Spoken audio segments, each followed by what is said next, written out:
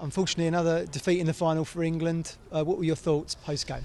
Yeah, we don't lose many games. The games that we do tend to lose, this team, is in the final. The players, they battled. They showed true sort of bulldog English spirit, if you like. But we didn't create many opportunities, I have to say. I didn't think the opposition were as good as what we thought they were going to be. But we didn't really play as well as we were capable of doing, that's for sure. But at the end of the day, you know, with minute to go, we get our probably only chance, and it's a whisker wide from taking the game into extra time.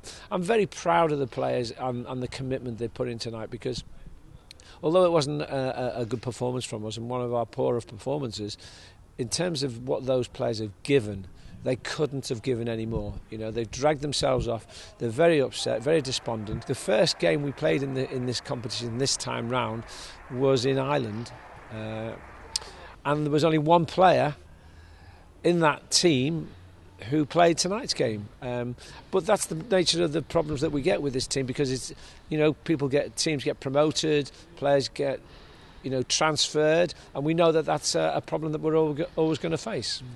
It was also hampered by the fact we've got the playoff final for the conference this weekend, so you lost the core of your Wimbledon and Luton players. Yeah, we did. I mean, it didn't help, you know, because we probably had 7 players involved in that game that we would have been first choices.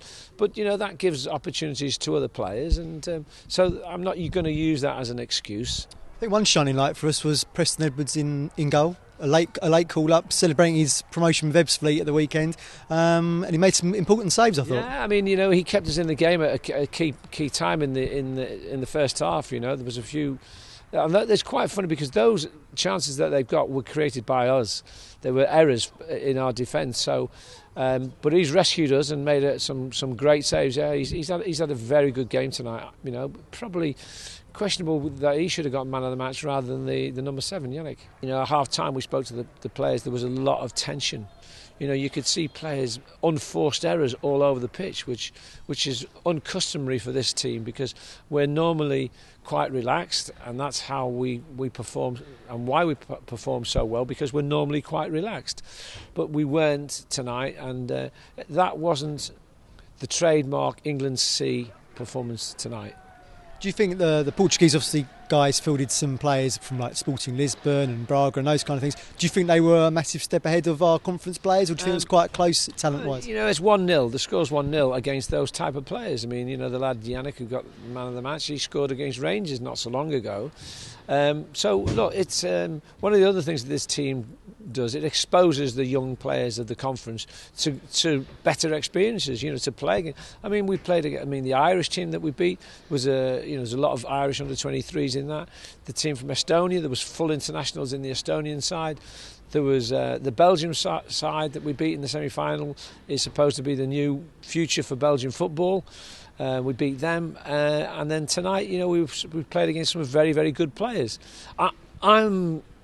I'm angry tonight because we've not performed as well as I know we could have done. You know, and I'm angry than that. I want to put a performance on. I wanted to put a performance on for everybody who came tonight, and I'm disappointed with that. The result, I'm upset about, but it's the performance that I'm disappointed most about.